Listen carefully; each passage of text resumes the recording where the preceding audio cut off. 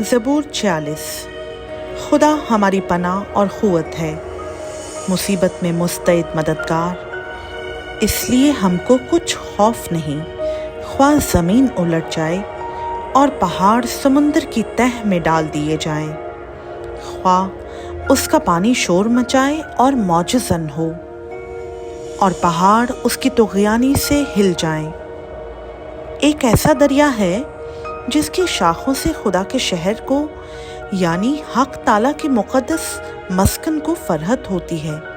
خدا اس میں ہے، اسے کبھی جنبش نہ ہوگی۔ خدا صبح سویرے اس کی کمک کرے گا۔ قومیں جھنجھلائیں، سلطنتوں نے جنبش کھائی، وہ بول اٹھا، زمین پگھل گئی۔ لشکروں کا خداوند ہمارے ساتھ ہے، یعقوب کا خدا ہماری پناہ ہے۔ آؤ خداوند کے کاموں کو دیکھو کہ اس نے زمین پر کیا کیا ویرانیاں کی ہیں۔ وہ زمین کی انتہا تک جنگ موقوف کراتا ہے، وہ کمان کو توڑتا اور نیزے کے ٹکڑے کر ڈالتا ہے، وہ رتھوں کو آگ سے جلا دیتا ہے۔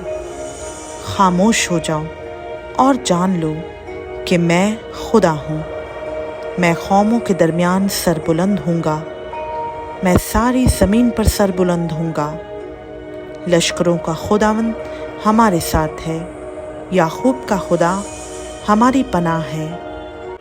خداوند کا پاک کلام کا پڑھا، سنا، سمجھا اور قبول کیا جانا ہم سبوں کے لیے باعث برکت ہو۔ آمین۔